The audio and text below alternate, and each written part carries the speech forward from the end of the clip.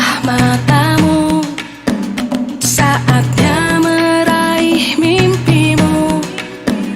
Arahkan pandangan ke depan, Tuhan kan menuntunmu. Sadarilah masa berganti, tantangan kan kita hadapi. Bergandeng tangan untuk negeri, era kita menanti berseri. Kita belajar Pancasila, kita bernafas dalam sila-silanya. Kita belajar Pancasila, ayo kita jaga untuk Indonesia. Bersatu dalam perbedaan, berpegang tangan dan berlari. Singkirkan egomu, oh kawan, demi negeri ini. Jadilah generasi emas, cerdas berkarakter itu kita. Berjuang dan harus berani, kita terus torehkan prestasi.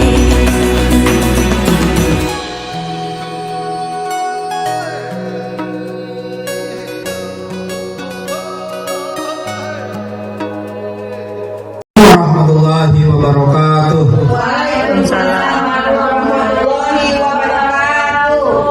Selamat siang, salam sejahtera untuk kita semua. Salam Om Swastiastu, Namo Buddhaya, salam kebajikan.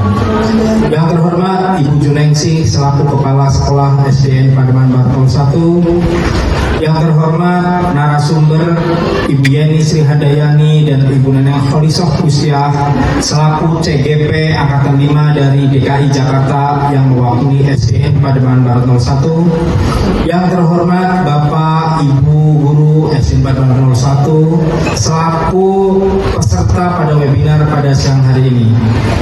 Alhamdulillah, puji syukur kita panjatkan kepada Allah Subhanahu wa Ta'ala karena berkat rahmatnya kita masih bisa berkumpul untuk bersama-sama menimba ilmu dari para narasumber. Pada seminar kali ini mengusung tema itu webinar budaya positif. Sebelum memulai acara, perkenankan saya Miftahul Hidayah selaku MC pada siang hari ini untuk membacakan susunan acara. Susunan acara yaitu 1. Pembukaan, 2. Menyanyikan lagu Indonesia Raya, 3. Pembacaan doa, 4. Sambutan, 5. Pemaparan materi oleh narasumber CGP Angkatan 5, dan yang terakhir yaitu penutup. Mari kita memasuki agenda pada webinar siang hari ini, yaitu yang pertama pembukaan. Marilah kepada seluruh peserta untuk membaca basmalah bersama-sama untuk membuka acara pada siang hari ini. Mari bersama-sama. Bismillahirrahmanirrahim. Terima kasih. Memasuki acara yang kedua yaitu menyanyikan lagu Indonesia Raya. Para peserta dimohon untuk berdiri.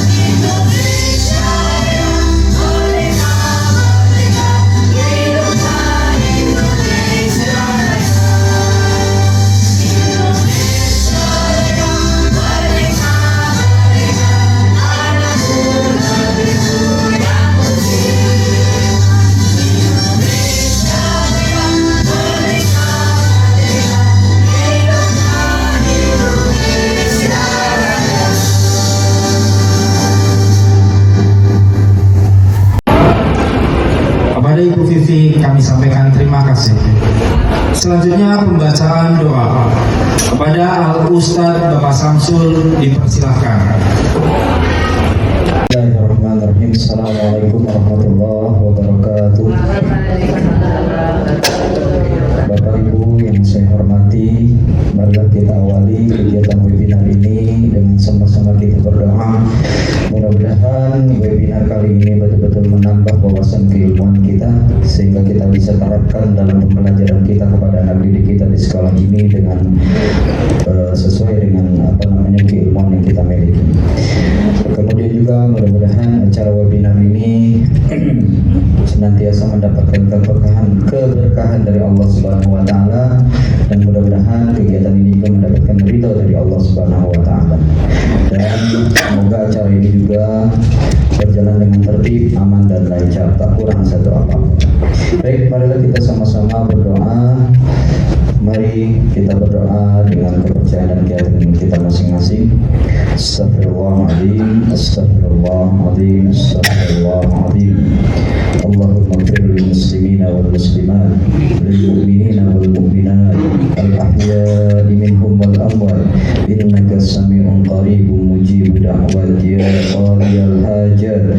Rabbana hab lana min azwajina wa dhurriyyatina qurrata a'yun waj'alna lil muttaqina imama.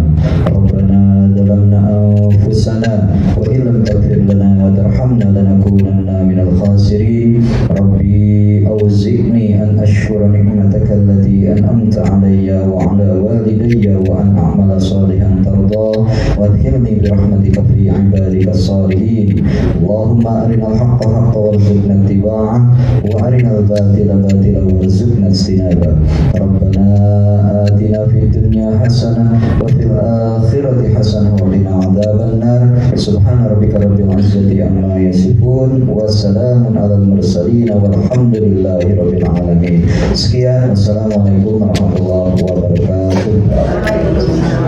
Amin ya rabbal alamin. Kami ucapkan terima kasih atas doanya Bapak Ustadz Samsul. Marilah kita melanjutkan acara selanjutnya, yaitu sambutan oleh Ibu Junengsih selaku Kepala Sekolah SDN Padang Raya 1. Kepada Ibu Junengsih dipersilahkan. Bismillahirrahmanirrahim. Assalamualaikum warahmatullahi wabarakatuh. Selamat pagi, salam sejahtera untuk kita semua. Yang pertama, marilah kita panjatkan puji dan syukur kehadirat Allah Subhanahu wa taala, Tuhan yang Maha Esa, yang begitu memberikan rahmat, hidayah dan inayahnya kepada kita semua sehingga kita dapat berjumpa pada pertemuan kali ini, yaitu dalam rangka webinar budaya positif SDN Pademangan Barat 01 yang akan bersamai oleh Ibu Yeni Sri Handayani dan Ibu Neneng Holi Sogustia sebagai calon guru penggerak angkatan kelima. Salawat dan salam marilah kita panjatkan, kita haturkan kepada Rasulullah SAW. Semoga kita selalu menjadi penerus perjuangannya. Yang saya hormati Ibu Yeni Sri Handayani dan Ibu Neneng sebagai narasumber.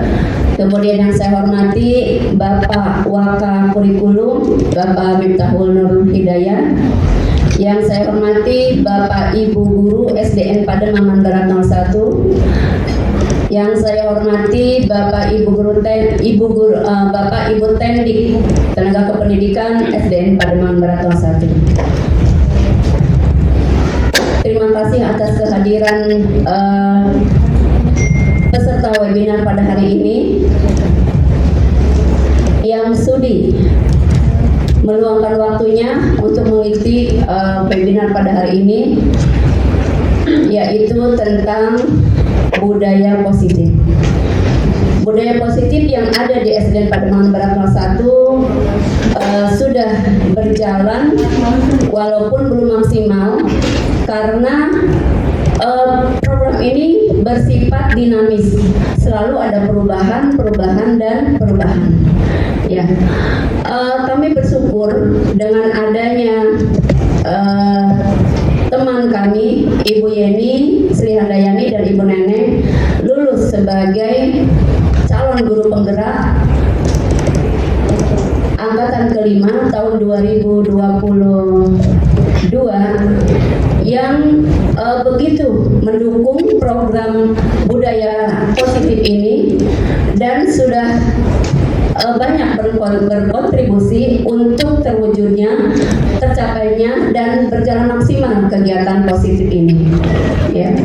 Kemudian bisa saya laporkan bahwa budaya positif di sekolah kami yaitu pertama budaya kebersihan. Sebetulnya ini lebih ke 7K, yaitu kebersihan diantaranya, di mana anak-anak melepas sepatunya di teras dan menyimpan sepatunya di rak-rak di depan kelas mereka masing-masing yang sudah kami sediakan. Ini bertujuan untuk menanamkan sikap peduli, empati, ya, karena sekolah kami begitu begitu bersih, begitu bagus lantainya. Sayang apabila yang sudah ada itu akan kotor, gitu ya. Ditambah lagi dengan tenaga kebersihan di sekolah kami itu hanya satu personil yang apabila tidak dibantu dengan kegiatan ini akan kehabisan energi hanya untuk membersihkan lantai. Dengan 3 lantai seperti ini, kami berharap dengan kegiatan ini maka petugas kebersihan itu akan menjadi ringan, setidaknya terbantu. Demikian, ya. Kemudian menimbulkan rasa empati. Bagaimana kalau kamu menjadi petugas kebersihan itu, membersihkan setiap lantai sendirian. Nah itu, ya. Jadi dari sikap itu kita pancing rasa empatinya agar anak-anak mau melaksanakan program ini. Dan alhamdulillah itu sudah berjalan dengan baik walaupun arah aturan yang bakunya belum kami susun. Untuk kedepannya setelah kami rasa bahwa banyak manfaat dalam kegiatan ini, maka kami akan betul-betul menjadikan ini aturan sekolah. Yang kedua adalah budaya ramah anak. Ya, budaya ramah anak ini bahwa setiap anak yang datang itu niatnya untuk belajar dengan bahagia, kemudian datang ke sekolah dengan bahagia dan pulang dengan bahagia, tanpa ada tekanan, ancaman, gangguan dan intimidasi dari pihak manapun, baik dari guru ataupun dari temannya sendiri. Ya, jadi walaupun mereka masih di awal di kelas 1 yang biasanya menjadi bulan-bulanan gitu ya, menjadi objek tindak kekerasan kakak atau yang lebih dewasa, lebih besar. Nah ini kami harapkan dengan kegiatan ini maka mereka tidak akan merasakan ketakutan, kemudian tidak akan merasakan ketidaknyamanan gitu. Jadi kami merasa kegiatan ini sangat bermanfaat, kemudian dan patut dilanjutkan. Dan banyak lagi budaya yang telah kami laksanakan, dan semoga semua budaya baik ini akan bermanfaat buat khususnya buat anak-anak kami dan terlebih lagi buat kami sebagai pendidik itu, karena kami pun tidak akan nyaman di sekolah apabila ada perundungan gitu ya, ada masalah gitu. Kemudian kami sering bertukar pikiran untuk mencari solusi bagaimana yang terbaik agar kami semua warga sekolah, jadi yang bahagia bukan cuma siswa gitu, kami pun perlu kenyamanan dalam melaksanakan tugas. Nah itu mungkin itu yang bisa saya sampaikan sebagai pengantar. Saya ucapkan selamat atas lulusnya Ibu Yeni Sri Handayani dan Ibu Neneng. Semoga setelah mengikuti program ini akan menjadi penggerak di sekolah kami pada khususnya dan lingkungan sekitar pada umumnya. Terima kasih. Saya akhiri. Wassalamualaikum warahmatullahi wabarakatuh. Kami sampaikan terima kasih. Selanjutnya memasuki acara inti, yaitu pemaparan materi 1 dan materi 2 oleh Ibu Yeni Sri Handayani dan Ibu Neneng Kholisah Bustiah selaku narasumber dan juga CGP Angkatan 5 DKI Jakarta yang mewakili dari SD Pademangan Barat 01. Acara inti atau pemaparan ini akan dibagi menjadi 3 materi, yaitu materi 1 yang akan disampaikan oleh Ibu Yeni Sri Handayani, dan materi kedua akan dilanjutkan oleh Ibu Neneng Kholisah Bustiah, dan materi yang ketiga akan dilanjutkan kembali oleh Ibu Yeni Sri Handayani. Marilah kita mulai acara pemaparan materi yang akan dimulai dengan materi 1. Kepada Ibu Yeni Sri Handayani dipersilahkan. Bismillahirrahmanirrahim. Assalamualaikum warahmatullahi wabarakatuh.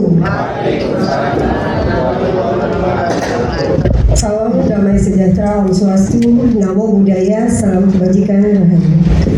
Ya, yang terhormat Kepala Sekolah SD Pademangan Barat 01, Ibu Juneng CSPD, yang terhormat Wakil Kepala Sekolah Bidang Kurikulum Bapak Miftahul Nur Hidayah, yang terhormat rekan saya CGP Angkatan 5 Ibu Neneng Kholisah Bustiah SPD, serta rekan-rekan kerja Bapak Ibu yang mohon maaf tidak bisa disebutkan satu persatu dari SD Pademangan Barat 01.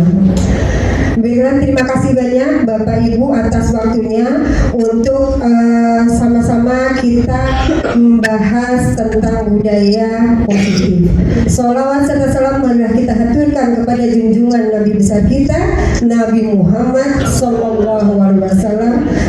beserta keluarga dan sahabat-sahabatnya. Semoga kita selalu umatnya selalu istiqomah dengan ajaran-ajarannya. Baiklah, kami di sini ingin berbagi, ingin pengimbasan ilmu yang kami dapat pada saat ini dari materi guru penggerak. Silakan Bu Neneng. Tapi sebelumnya saya akan membuat kesepakatan dulu.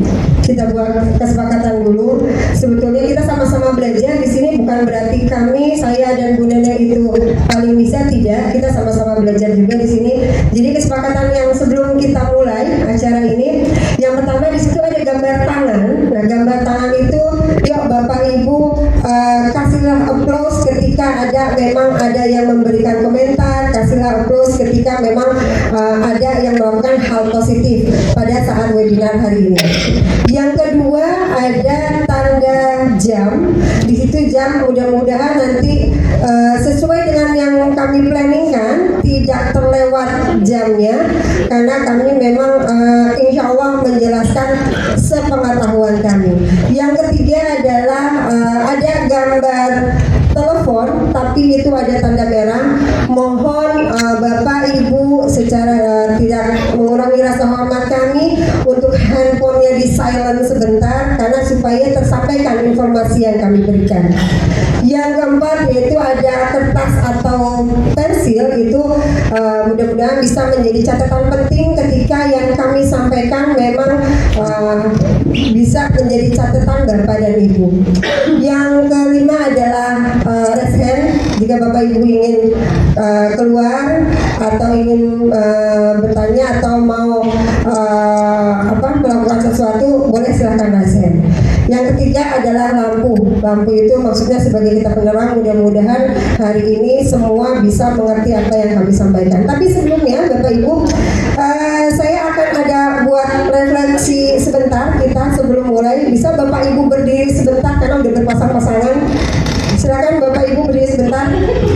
Nah, biar nggak terlalu tegang. Jadi kita buruk ini bisa diterapkan di kelas juga. Jadi yang posisi sebelah kanan saya itu adalah bertugas sebagai ganjil. Ya, sebelah Bu Dena ke belakang nih ganjil, Bu Upi ke belakang ganjil, Bu Rizka ke belakang ganjil. Pokoknya sebelah kiri saya nih, ini ganjil nih. Sebelah kanan saya, pokoknya dari sini. Sebelah kanan saya adalah genap. Pasti Bapak Ibu saya akan memasukkan, karena kita guru pasti saya akan memasukkan angka-angka ganjil dan genap. Bapak Ibu pasti tahu kan angka ganjil dan genap. Kalau genap yang bisa dibagi, kalau ganjil yang tidak bisa dibagi. Jadi boleh saling berhadapan-hadapan. Saya mau Bu Neneng, Ibu sama berhadapan-hadapan. Ingat ya, Bu Neneng ganjil, saya genap. Ketika tapi ada instruksi dari saya. Jadi Bapak Ibu ada instruksi dari saya. Ini contohnya saya mau Bu Neneng. Ketika saya begini, saya bilang 3, Bu Neneng kan ganjil, saya nangkep tangan Bu Neneng. Tapi Bu Neneng coba kalau bisa gitu, coba ulang. Nahan. Jangan sampai ketangkap. Misalnya saya Bu Neneng 5. Nah, gitu. Iya, menghindar. Menangkap. Jadi kalau saya menyebutkan angka ganjil, si genap harus nangkep si ganjil harus ini. Gitu. Ibu angka ganjil ya. Kita coba dulu, boleh. Ayo coba, boleh saling melihat. Siap teman-teman ya, coba dulu. Silakan saling berhadapan. Siap. Ayo Bu Neneng, sama saya coba. Kalau nyebut genap boleh begini. Ya. 2.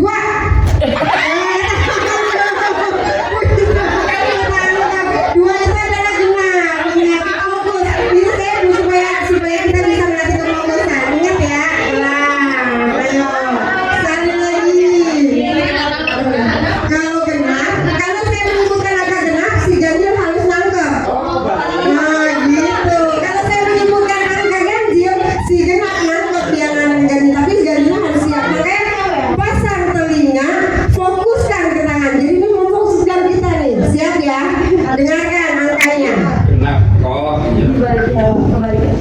Tangannya udah siap-siap gini. Tangannya udah siap-siap di depan. Mau di yo, dengarkan. 7.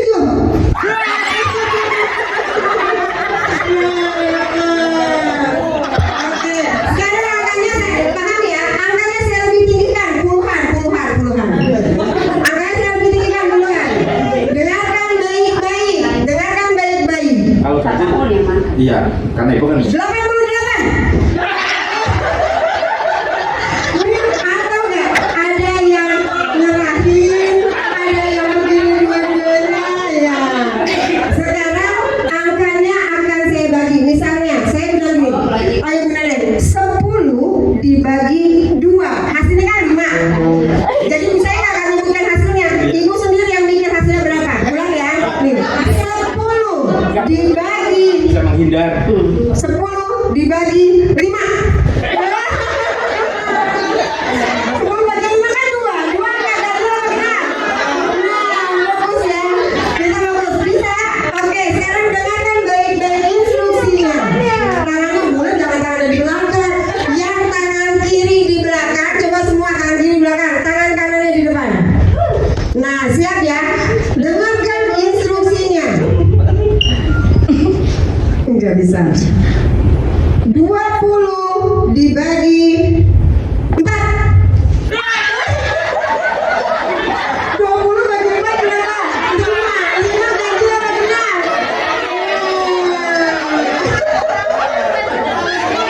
Oke, plus dulu semuanya. Luar biasa. Oke, semuanya silakan duduk kembali. Baiklah. Nah, alhamdulillah fokusnya sudah mulai ya. Itu bisa Bapak Ibu terapkan ketika di kelas gitu. Jadi sambil belajar, sambil anak-anak itu enak sekali. Baiklah, lanjut Bu Neneng. Ya, inilah aksi nyata kami webinar budaya positif Kami dari CGP Angkatan 5 DKI Jakarta, SDN Pademangan Barat 01. Perkenalkan, saya Yeni Sri Handayani SPD, rekan saya Bu Neneng Holiso Gustia SPD, dan perkenalkan, beliau adalah fasilitator kami dari Maumere, yaitu Bapak Elias Ricardo Seratu, dan juga pengajar praktik kami Ibu Hajah Siti Khadijah. Baiklah, sebelum memasuki ke pembahasan, sedikit akan saya terangkan filosofi Ki Hajar Dewantara, di mana dasar pendidikan anak berhubungan dengan kodrat alam dan kodrat zaman.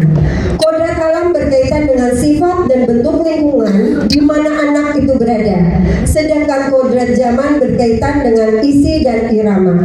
Artinya, setiap anak sudah membawa sifat dan karakter masing-masing. Nah, kita sebagai guru, kita harus mengikuti zaman. Bagaimana ini pendidikan setiap hari, setiap tahun, setiap bulan itu selalu berkembang. Jadi kita sebagai guru tidak bisa stuck di tempat, kita harus berkembang mengikuti zaman. Selanjutnya yaitu nilai dan peran guru. Di sini nilai guru adalah mandiri, kolaboratif, inovatif, reflektif, dan berpusat pada siswa. Sempat saya menyinggung ke Bapak Ibu sebelumnya di webinar sebelumnya, nilai guru yang harus kita terapkan yaitu mandiri. Kita harus yang namanya kita bersiap diri, mempersiapkan diri untuk pengajaran ke depan, untuk pembelajaran ke depan anak-anak kita. Kolaboratif sangat kita perlukan. Tidak hanya kepada siswa kita berkolaborasi, kita juga bisa berkolaborasi dengan rekan sejawat ataupun dengan sekolah lain. Inovatif, memberikan inovasi yang baru, dan reflektif serta berpusat pada siswa. Karena sekarang pembelajaran tidak lagi kita berpusat pada guru, kita menerangkan, tapi sekarang adalah berpusat pada siswa. Dikuatkan dengan peran guru, yang pertama pemimpin pembelajaran, yang kedua komunitas praktis yang selalu memang kita sudah punya dengan adanya KKG di Pademangan. Kita saling berkolaborasi, kita saling bekerja sama, baik itu dalam pembuatan soal PTS ataupun PAS di wilayah kita sendiri. Coach bagi guru ketika kita saling sharing, saling bertukar pikiran dengan teman guru sejawat, bukan karena dia lebih muda ataupun lebih tua. Coach bagi guru itu pengajaran buat kita sendiri. Kolaborasi antar guru itu penting. Tidak hanya guru yang di dalam sekolah, kita pun juga harus berkolaborasi dengan guru-guru atau dari sekolah lain, baik itu dari Jakarta ataupun daerah. Student agency. Nah, ini kita mudah-mudahan bisa menciptakan anak-anak yang memang bisa maju bersama dengan kita. Visi guru.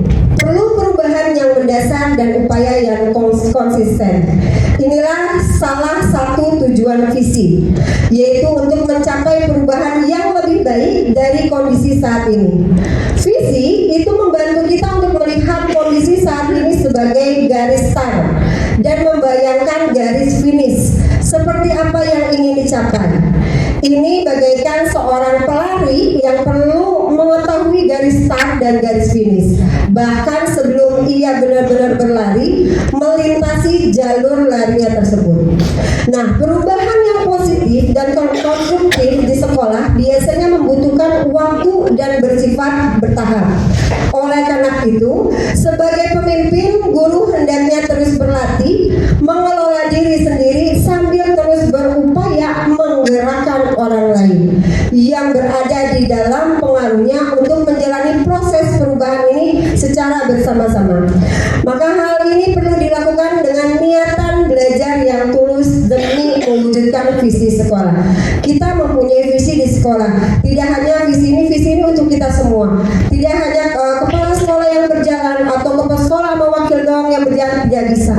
Semua stakeholder yang ada di dalamnya, kita sama-sama menjalankan visi sekolah dengan program-program dan budaya-budaya yang ada.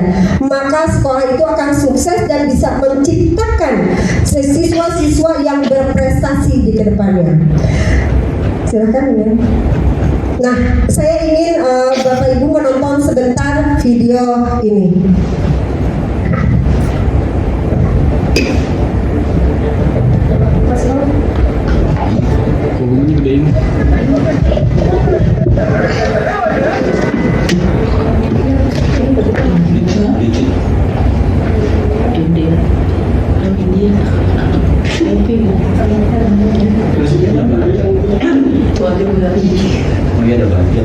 maaf sebentar, oh ya, bukan hanya sorry.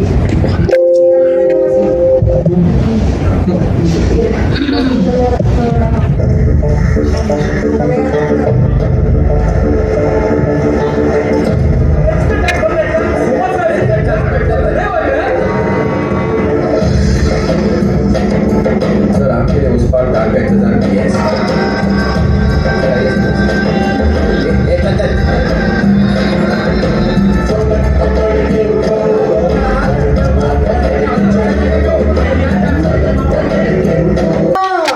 Kalian, pertanyaan saya akan kasih mic, silakan. Setelah Bapak Ibu melihat video ini, apa kalimat yang ada di pikiran Bapak Ibu?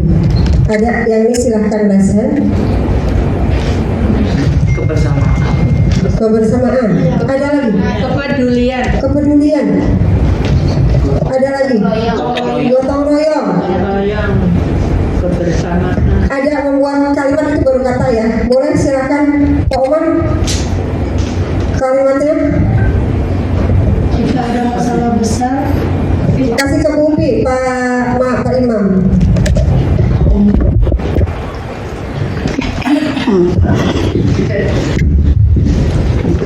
dari tontonan video tadi yang saya tangkap, jika pohon besar itu kan permasalahan. Ya. Jadi jika ada permasalahan besar, kalau ditangani oleh satu orang nggak akan selesai. Jadi permasalahan besar itu harus dikerjakan bersama-sama seluruh orang yang ada di situ. Kayak misalnya kita di sekolah, lingkungan sekolah, kita nggak bisa hanya kepala sekolah sendiri yang mengerjakan, tapi semua anggota sekolah, warga sekolah di situ harus bergotong royong bagaimana masalah itu bisa selesai gitu. Jadi dengan bergotong royong maka masalah itu akan terpecahkan atau dapat terselesaikan dengan mudah, beda dengan dikerjakan sendiri. Begitu aja tanggapan saya. Oke, terima kasih. Aplaus dulu dong buat Bumpi. Luar biasa. Jadi ini, kalau kita lihat tadi ada pohon besar. Tadi Bapak Ibu mungkin kan melihat ada yang supir bajai, ada yang kakek-kakek diajak buat nyebrang pohon. Ada nggak? Ada. Ada juga yang di dalam bis dia hanya menunggu aja, karena dia macet. Jadi hanya menunggu di dalam. Tapi ketika padahal di situ banyak sekali orang dewasa. Tapi yang menggerakkan satu adalah anak kecil yang memang dia belum tahu itu masalah bukan ya. Itu suatu, kalau saya ngerjain sendiri bisa gak ya? Tapi dia kan mau lihat-lihat. Si ini langsung masuk mobil, bapak itu sudah diseberangi, yang sakit diseberangi, dia langsung pergi. Pertama, tidak ada kepedulian di situ, tidak terlihat kepedulian. Yang kedua, kita terkadang bergerak itu ada batasan. Itu anak-anak kecil itu dia berpikiran kenapa? Karena dia berpikir selalu berangkat sekolah. Tapi dia mikir gini, kalau saya berangkat sekolah sendiri, yang lain masih macet. Anak kecil aja sudah berpikir ingin bergerak sendiri. Dia berusaha tuh, akhirnya teman-temannya yang lain, belum yang orang dewasa ya, masih teman-temannya, anak-anaknya ngikutin kan sebelumnya, ikut ingin ngedorong, tapi mereka mampu gak? Nggak mampu. Ketika yang di dalam bis itu langsung keluar, kenapa? Karena dia melihat seakan itu ada instruksi. Jadi ketika ada instruksi tapi melalui gambaran, baru mereka keluar. Nah itu maksudnya adalah yuk kita di sini sama-sama tergerak hati kita buat pendidikan di Indonesia. Ayo kita bergerak sama-sama, karena betul kata Bu Ubi, nggak bisa kita bergerak sendiri. Kita bergerak sama-sama, dan kita anak kecil itu sekecil itu menggerakkan orang lain. Kalau kita sudah menggerakkan, insya Allah sukses. Akhirnya terangkat ya pohonnya, terangkat dan semua permasalahan bisa terselesaikan. Mungkin itu saja dari saya dulu, materi pertama 4 tahun. Nanti akan diteruskan lanjutkan dengan bundaran materi kedua. Terima kasih banyak.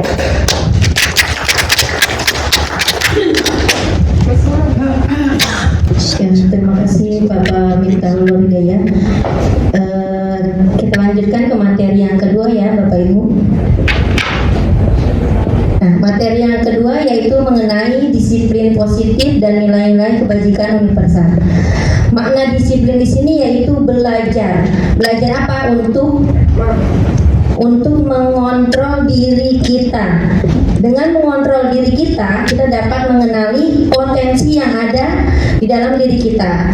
Dengan mengenali potensi, maka akan tercapainya tujuan yang kita inginkan. Nah, contohnya seperti ini. Di sekolah kita ini sudah menerapkan yang namanya budaya positif. Contohnya 5S ya. Sapa, salam, senyum, sopan, dan santun. Nah, dengan adanya budaya positif itu yang timbul dari potensi yang ada di sekolah ini, maka akan terwujudnya tujuan yang akan kita capai, yaitu untuk mencapai apa? Mencapai peserta didik yang berpusat kepada peserta didik, yaitu mencapai nilai-nilai yang kita inginkan. Kita menginginkan seperti apa anak ini? Kita menginginkan anak ini yang bertanggung jawab, yang sopan, yang ramah kepada semua orang, yang hormat. Nah, dari sini kita belajar mengontrol, menerapkan kepada anak-anak kita untuk menggali potensi itu. Nah, nilai-nilai kebajikan ini adalah sifat-sifat positif yang ada di manusia. Contohnya seperti apa? Seperti tanggung jawab, disiplin, percaya diri, jujur, empati, suka menolong, rendah hati, dan masih banyak lagi nilai-nilai kebajikan yang kita sudah tahu. Adapun menurut Diana Gosling 1998, menurut Diana itu mengaitkan nilai-nilai kebajikan yang diyakini seseorang, maka motivasi intrinsiknya akan terbangun. Dengan mengaitkan nilai-nilai kebajikan, maka akan terbangunnya motivasi intrinsik. Apa itu motivasi intrinsik? Motivasi yang ada di dalam diri kita sendiri. Sehingga dari adanya motivasi yang di dalam diri kita akan terwujudnya tujuan yang kita inginkan. Nah, di sini juga kita sudah menerapkan nilai-nilai kebajikan yang ada di kurikulum Merdeka, yaitu apa Bapak Ibu?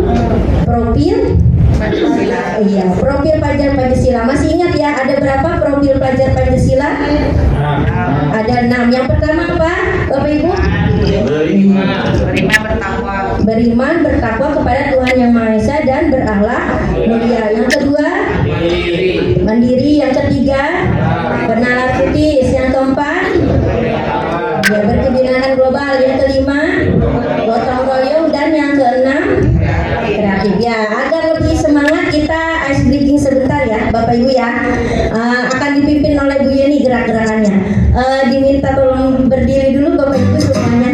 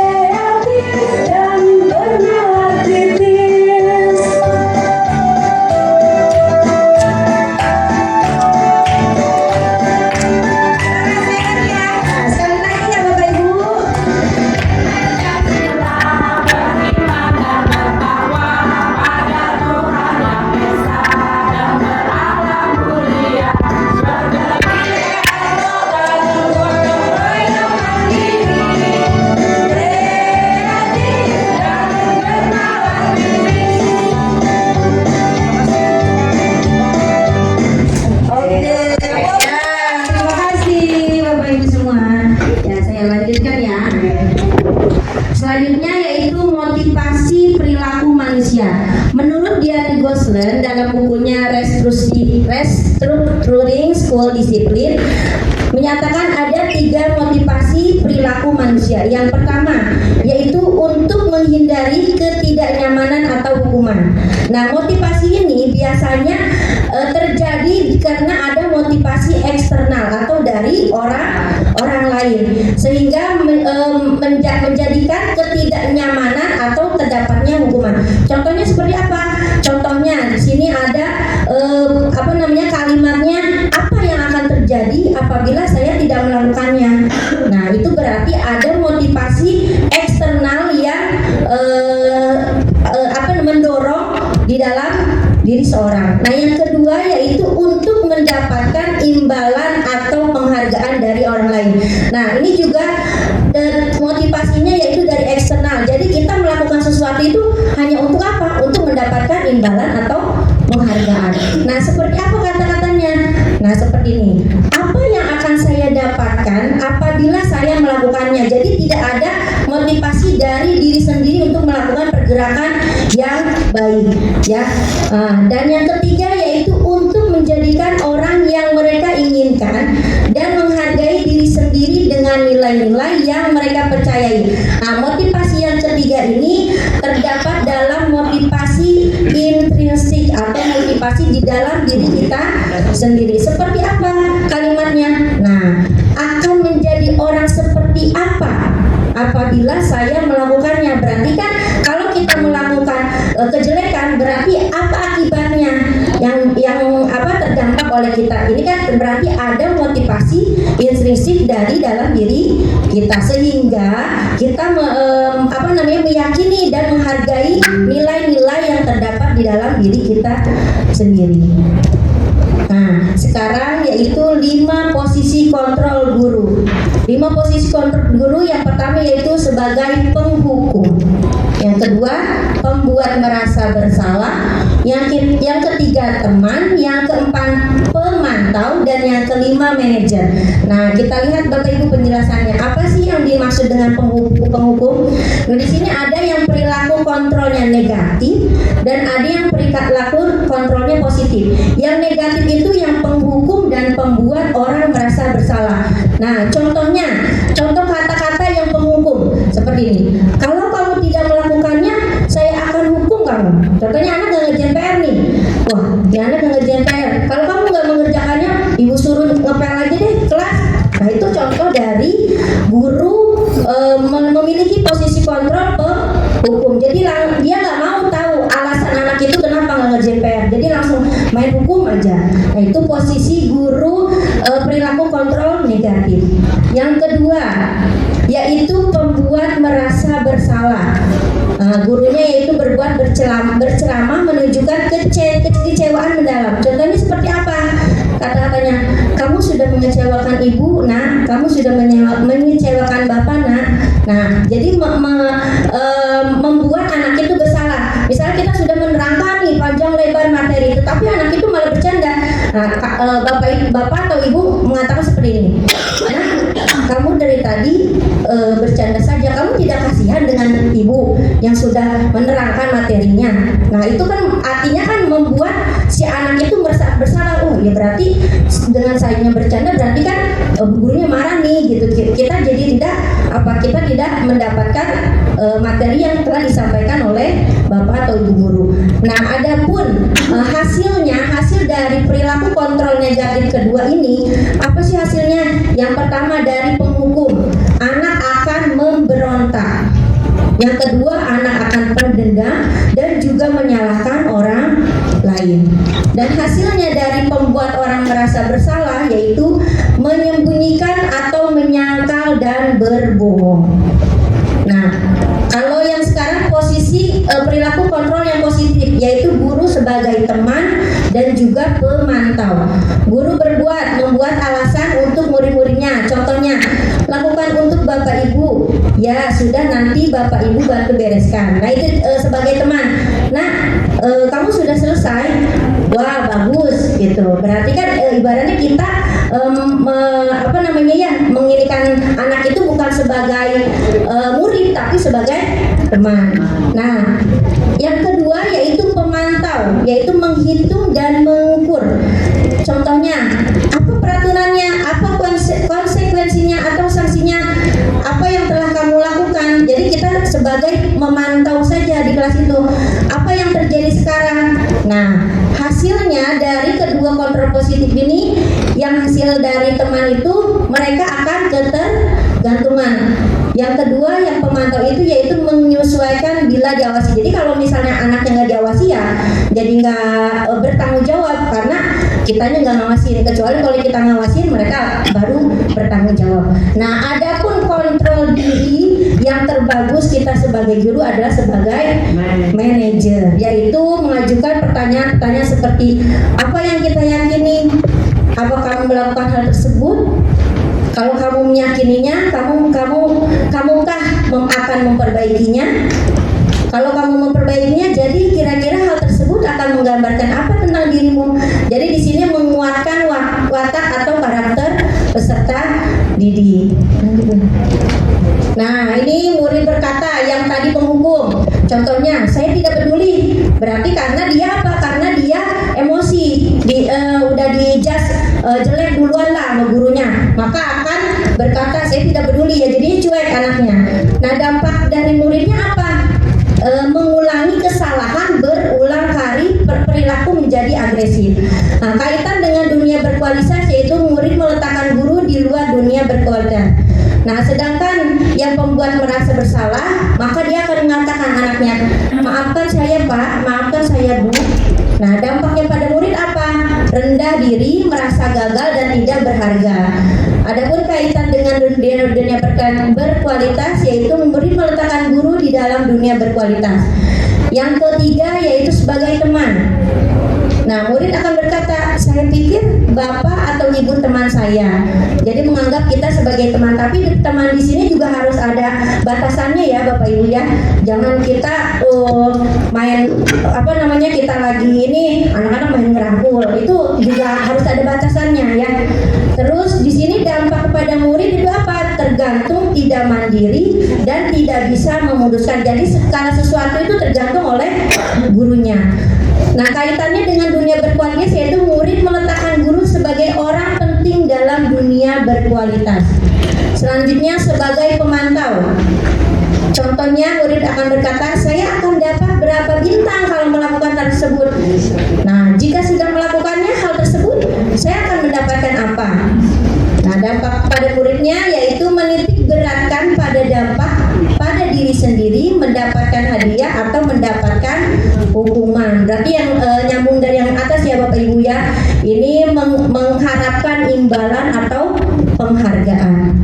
Nah, yang selanjutnya yaitu yang terakhir, posisi kontrol terakhir yang paling tepat yaitu sebagai manajer. Bagaimana murid akan berkata, bagaimana cara agar saya bisa memperbaiki keadaan ini?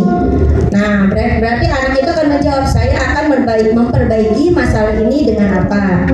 Nah, dampaknya itu apa? Mereka akan mengevaluasi diri, bagaimana menjadi diri yang lebih baik. Kita main games dulu ya Bapak Ibu. Games tentang 5 posisi kontrol guru. Tanya dia. Nah, pernyataan dan siapa yang mengatakan. Nah, coba kalau ada pernyataan seperti ini, kira-kira siapa yang mengatakan? Saya kecewa sekali dengan kamu. Berarti itu 5 posisi kontrol apa? Penghukum, pembuat merasa bersalah, teman, pemantau, apa manajer? Saya kecewa sekali dengan kamu. Coba kita lihat ya, apakah jawabannya Bapak? Ya benar ya.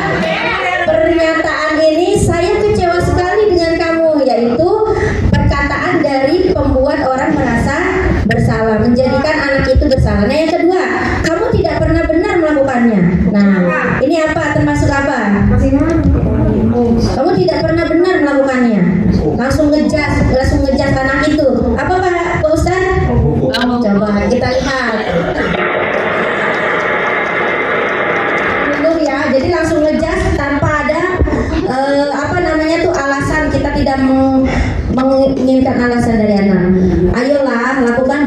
ibu atau bapak. Nah ini berarti termasuk apa? Lima posisi kontrol apa? Ayolah lakukan demi ibu atau bapak. Salah ya. Ayo Pak, teman. Coba kita. Jadi kita sebagai apa merangkul anak-anak ya sebagai teman. Nah lanjut, apakah kamu mau mendapatkan stiker bintang hari ini? Nah ini termasuk apa? Apa? Ya yang tadi yang mendapatkan imbalan atau penghargaan berarti itu termasuk apa? Apa? Teman, merasa bersalah, penghukum, pemantau, apa manajer? Coba kita lihat. Dan yang terakhir, Bien, kamu selalu yang paling terakhir. Nah, ini termasuk apa? Kamu selalu yang paling terakhir. Kamu selalu yang paling terakhir. Saya manajernya belum nggak? Kita lihat ya, kita lihat.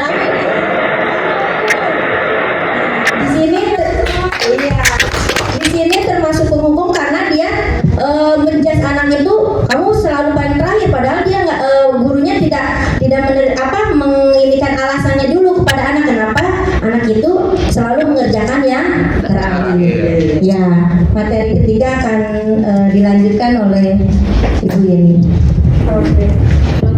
Oke, terima kasih Bu Lena. Jadi mudah-mudahan teman-teman paham ya, sebagai kita guru ini bertindak sebagai apa gitu, karena kita memang harus bisa sebagai manajer buat anak-anak kelas di anak didik kita. Lanjut Bu Lena.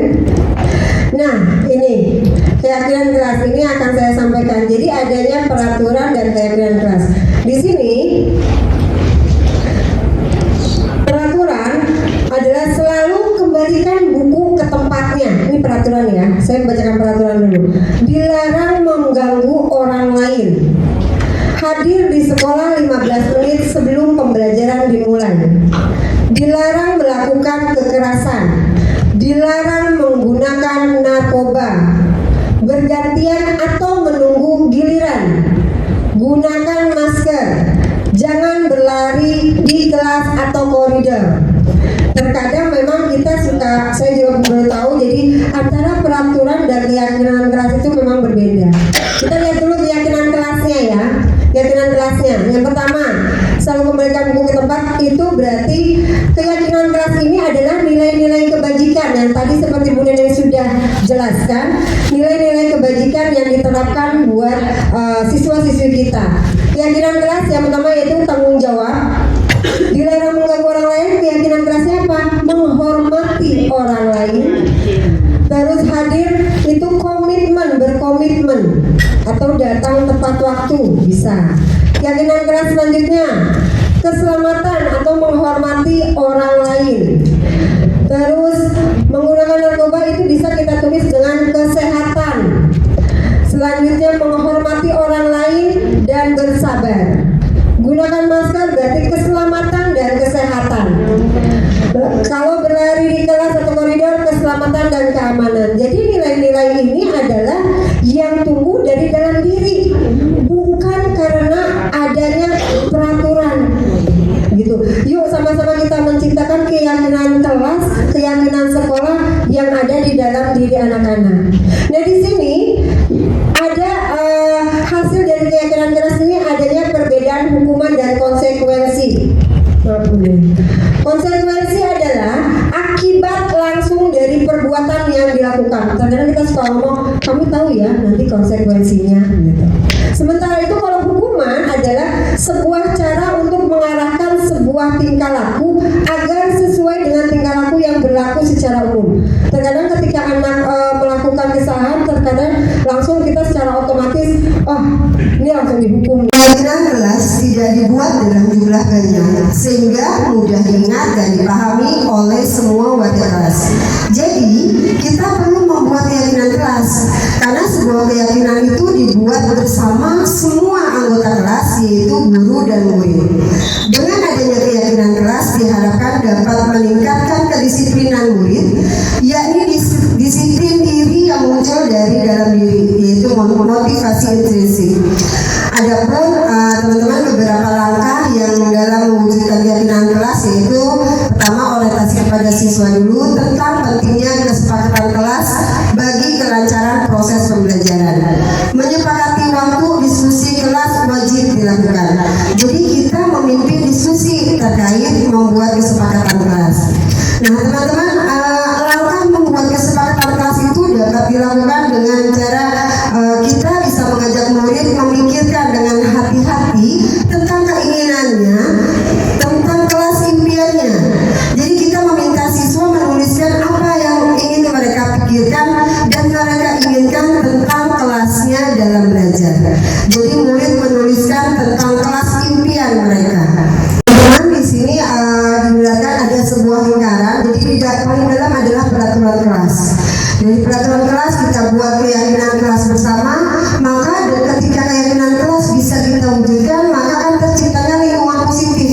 Nah dari lingkungan positif ini maka akan membentuklah budaya positif yang akan kita terapkan di kelas ataupun di sekolah. Sebentar kita nge-games kembali. Nah di sini ada tindakan guru dan Bapak Ibu bisa memilih ini termasuk hukuman atau konsekuensi. Ya, silakan benar. Nah, mencatat 100 kali di dalam buku dengan kalimat saya ini terkadang suka kita lakukan ya. Saya tidak akan terlambat lagi karena terlambat ke sekolah.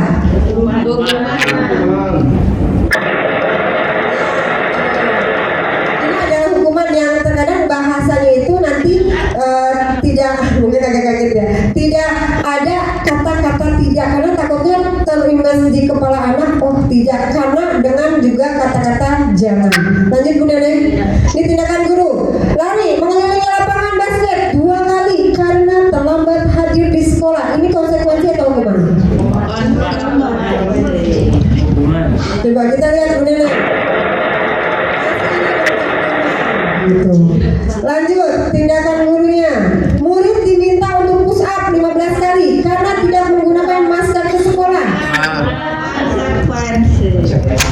Silakan Bu Neneng. Ya, ada lagi tindakan gurunya. Menggantikan kertas tugas teman yang telah dicoret-coret.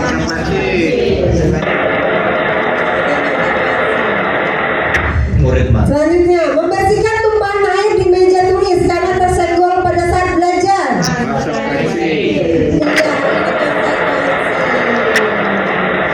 Lanjut Bu Neneng.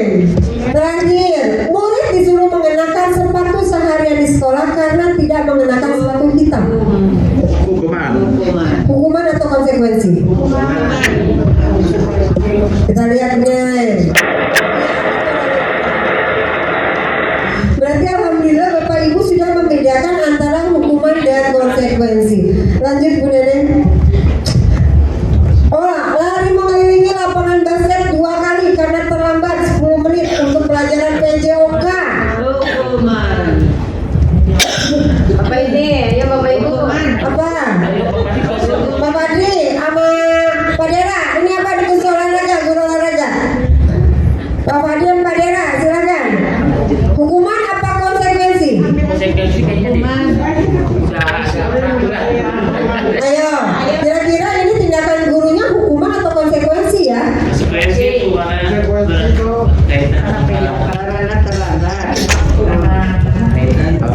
Berkaitan dengan bidang studi praktik. bidang studinya. Coba kita lihat Bu Neneng. Oke, plus dulu dong buat semuanya. Setiap tindakan murid dilakukan untuk memenuhi kebutuhan dasar mereka. Yang pertama, kebutuhan untuk bertahan hidup. Yang kedua, cinta dan kasih sayang. Yang ketiga, kebebasan. Yang keempat, kesenangan atau fun. Yang kelima, kekuasaan atau power. Jadi Bapak Ibu, setiap orang itu senantiasa berusaha untuk memenuhi kebutuhannya dengan berbagai cara. Bila mereka tidak bisa mendapatkan kebutuhannya dengan cara positif, mereka pasti akan mencoba mendapatkan dengan cara negatif. Nah, seorang murid yang tidak begitu berhasil secara akademik, mungkin kebutuhannya akan kekuasaan tidak terpenuhi di sekolah. Jadi, oleh karena itu mungkin dia akan mencoba mencoba untuk memenuhi kebutuhan kekuasaannya dengan mencoba mengatur orang lain di lapangan saat bermain atau bahkan menyakiti mereka secara fisik. Nah, kita teman-teman sebagai guru, kita dapat melibatkan dalam kegiatan yang memberi peluang murid untuk mencapai pencapaiannya yang berarti. Jadi seseorang yang tidak merasa diterima oleh temannya, kebutuhan akan cinta dan kasih sayang tidak terpenuhi. Oleh karena itu dia mungkin akan memiliki satu teman dan memisahkan diri yang lain. Maka dari itu kita sebagai guru, kita bisa membangun hubungan yang bisa membangun kepercayaan dan kepercayaan diri anak murid kita. Jadi murid kita juga mempunyai gambaran nih tentang dunia berkualitas mereka. Tentunya kita sebagai guru ingin mereka memasukkan hal-hal yang bermakna dan nilai-nilai kebajikan yang hakiki ke dalam dunia berkualitas mereka. Jadi bila kita sebagai guru dapat membangun interaksi yang memberdayakan dan memerdekakan murid, maka insya Allah murid akan meletakkan dirinya sebagai individu yang positif dalam dunia berkualitas karena mereka juga menghargai nilai-nilai kebajikan.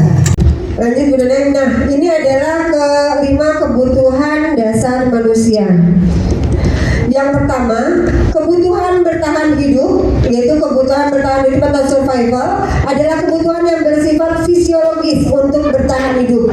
Misalnya makanan, pakaian, istirahat, tempat berlindung, keamanan dan kesehatan.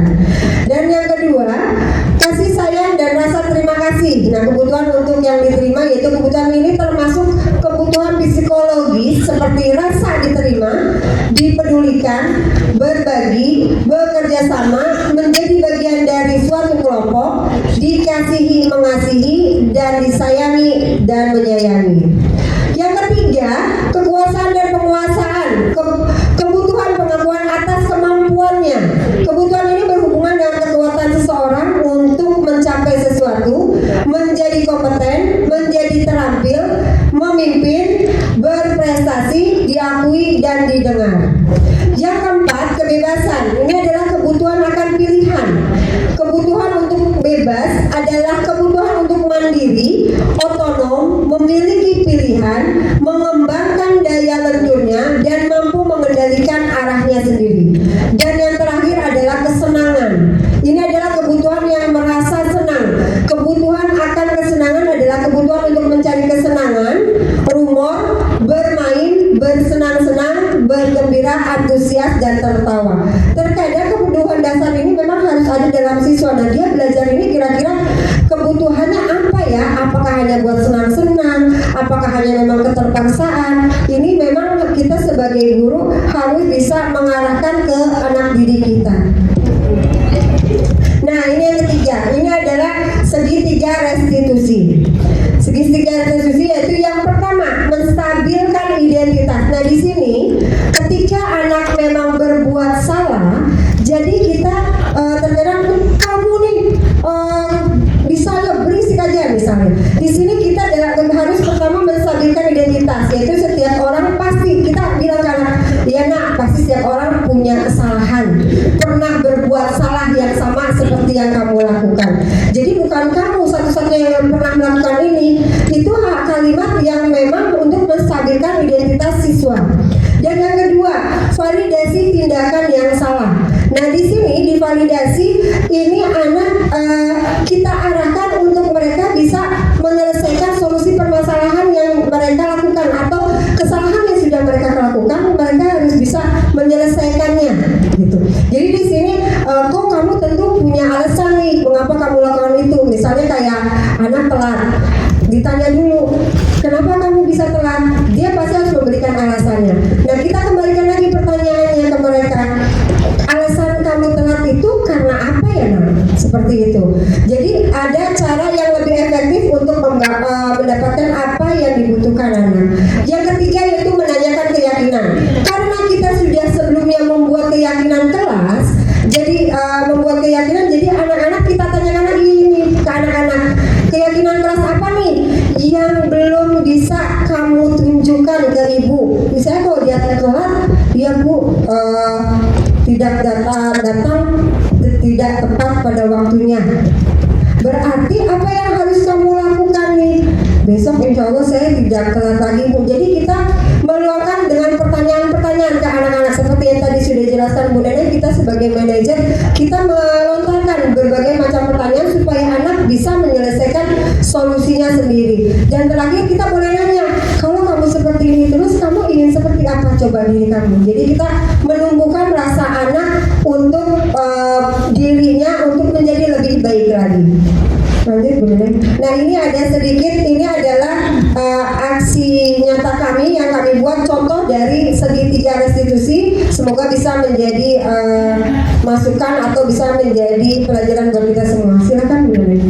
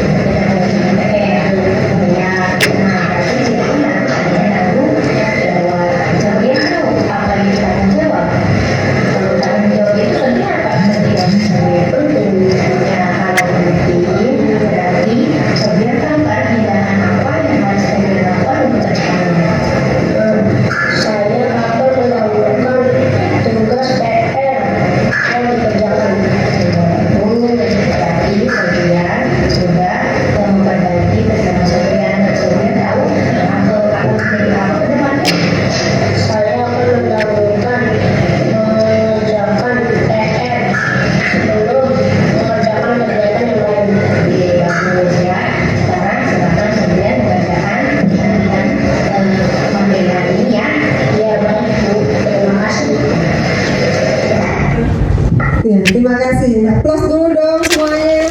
Itu adalah dua kasus yang sering kita lakukan atau kita rasakan ya. Jadi Bapak Ibu mudah-mudahan dengan kita melihat sedikit dari contoh-contoh kasus di atas, kita tidak langsung menjudge anak, tapi kita bisa menjadi manajer di kelas kita sehingga anak-anak bisa lebih berprestasi. Dikurangin ego kita, dikurangin emosi kita tuh ketika di dalam kelas. Jadi benar-benar teman, benar-benar maksudnya siswa-siswa kita anggap seperti anak sendiri. Jadi kita mengajar dengan memakai hati supaya nanti menghasilkan anak-anak memang yang luar biasa, tidak hanya pintar, tetapi mereka mempunyai akhlak dan budi pekerti yang memang luar biasa. Oke. Baiklah, untuk refleksi nanti akan dipimpin oleh Bu Neneng. Sebelum kita akhiri webinar hari ini, silakan Bapak Ibu mengisi refleksi yang akan di-share oleh Bu Yeni ya, Bapak Ibu ya. Saya di Padara sudah saya kirim. Silakan di Ya.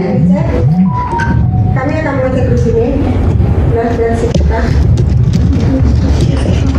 Ada dua pertanyaan ya Bapak Ibu.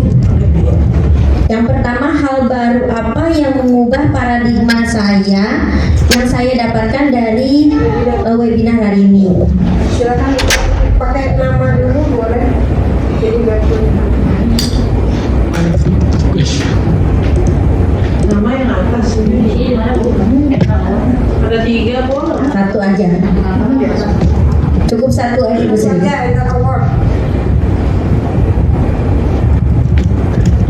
Tinggal diketik. Ya, Bu Sri Nurjanti sudah mengetik. Apa itu? Bukan ribet bagaimana? Jawabannya ketik jawabannya langsung. Contoh Pokoknya contoh Devi titik 2 apa? apa ya? Titik 2 Sorry. Ya, nggak apa-apa. Kita belajar aplikasi Mentimeter ya. Bukan yang nomor itu. Titik 2 langsung jawabannya. Titik 2-nya nggak bisa. Kalau enggak spasi boleh spasi, nggak apa-apa.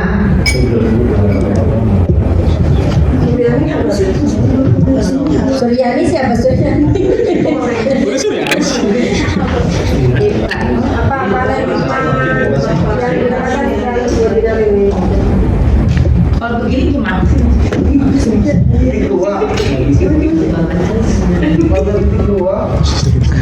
Nama atau langsung spasi apa jawabannya yang mengubah paradigma saya yang saya dapatkan setelah webinar tadi apa?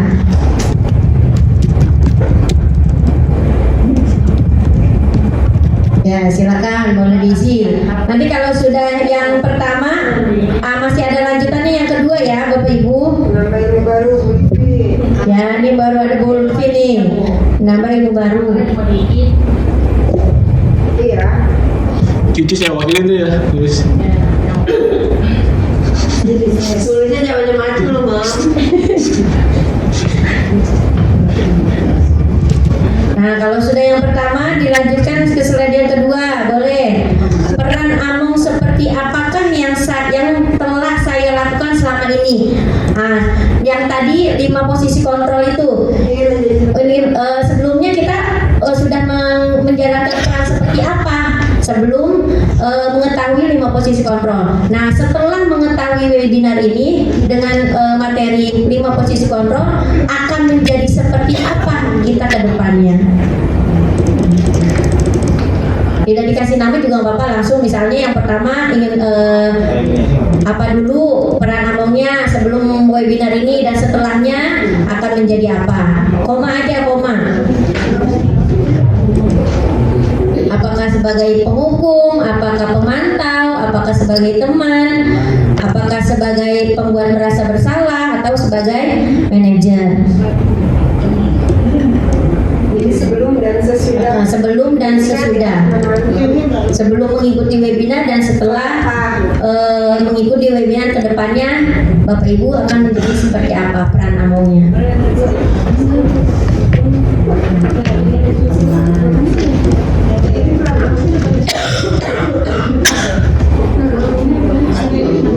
Ada penghukum, ada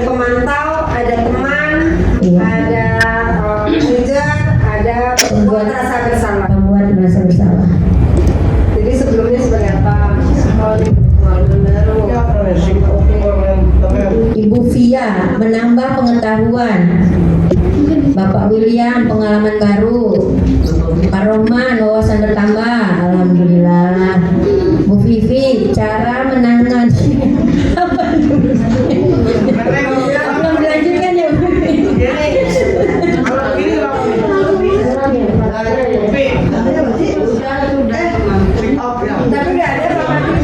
Bapak Duda, coba yang kedua, yang next, yang pertanyaan, Pranamo. Nah, ini wadah, sesudah sebagai teman. Nah, yang pertama buat merasa bersalah, terus manajer, mantap. Saya akan menjadi ustaz.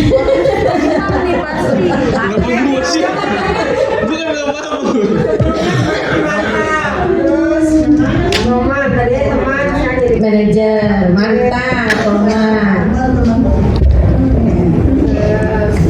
Apalagi nih? Saya harus sebagai teman. Sebelumnya. Iya. Ini ada sebelum dan sesudahnya.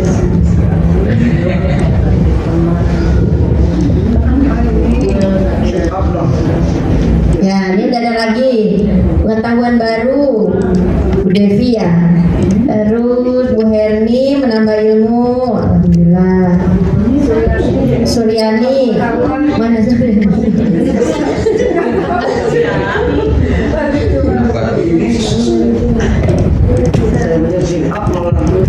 Ya, mungkin refleksi ini nanti bisa dilanjutkan ya Bapak Ibu ya. Bisa setelah ini silakan diisi refleksinya. Ya, dilanjutkan dulu. Ya, terima kasih Bu Neneng. Jadi mudah-mudahan kita bisa berperan amongnya dari sebelumnya seperti apa menjadi sesudahnya menjadi lebih baik lagi untuk anak didik kita.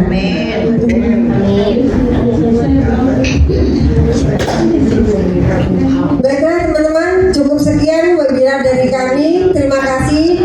Guru Bergerak Indonesia Maju, salam dan bahagia.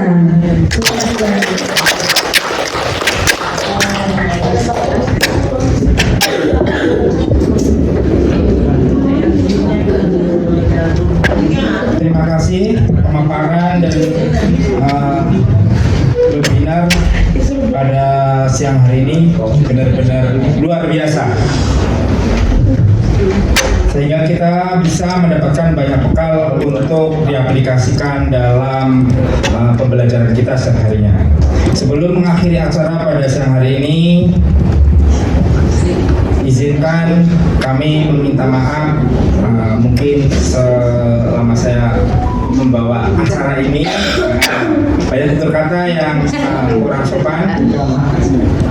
Marilah kita tutup acara pada siang hari ini dengan bacaan hamdalah bersama-sama. Terima kasih banyak para narasumber dan semua yang telah mengikuti webinar. Wassalamualaikum warahmatullahi wabarakatuh.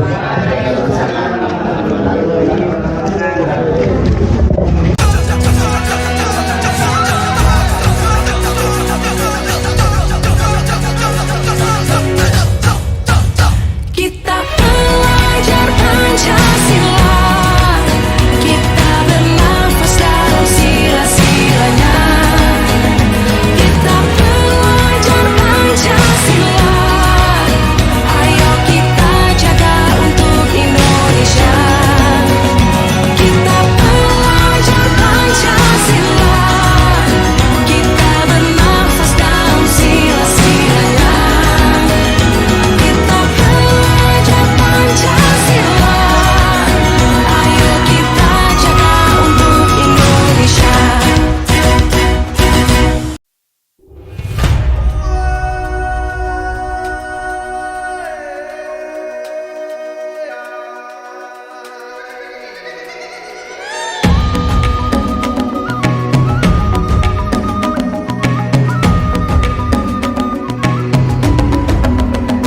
Bangun dan bukalah matamu, saatnya meraih mimpimu. Arahkan pandangan ke depan, Tuhan kan menuntunmu. Sadarilah masa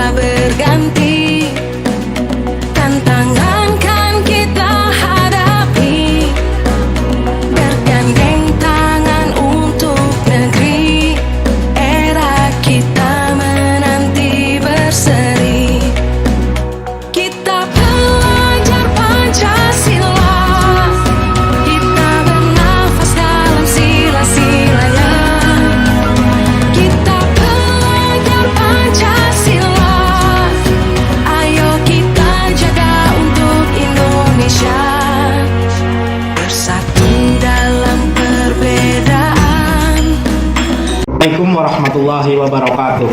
Perkenalkan, nama saya Miftahul Nur Hidayah. Saya rekan Bu Neneng Kholisoh Gustiah dari SDN Pademangan Barat 01. Menurut saya, dari paparan Bu Neneng mengenai budaya positif sangat bagus untuk diterapkan di sekolah. Pertama, mengenai disiplin positif untuk siswa. Karena masih banyak siswa yang melaksanakan disiplin dari motivasi dari luar, bukan motivasi dari diri sendiri. Sedangkan bagi guru, dari sini kita mengetahui 5 posisi kontrol yang baik untuk diterapkan di kelas. Semoga dengan adanya budaya positif di sekolah akan membentuk siswa dan siswi yang berkarakter sesuai dengan yang kita harapkan. Terima kasih. Wassalamualaikum warahmatullahi wabarakatuh.